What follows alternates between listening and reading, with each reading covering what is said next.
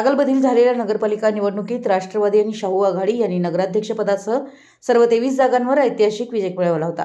काल झालेल्या निवडीमध्ये शाहू आघाडी राजे समरजितसिंह घाटगे गटाकडून उपनगराध्यक्षपदी जयवंत कृष्णराव रावण यांची एकमताने निवड करण्यात आली, तर स्वीकृत नगरसेवक पदासाठी राजे समरजितसिंह घाटगे शाहू आघाडीकडून माजी उपनगराध्यक्ष आनंदा पसारे यांना संधी देण्यात आली असून राष्ट्रवादी हसन मुश्रीफ गटाकडून माजी उपनगराध्यक्ष नवल बोते यांच्या गळ्यात स्वीकृत नगरसेवक पदाची माळ पडली आहे।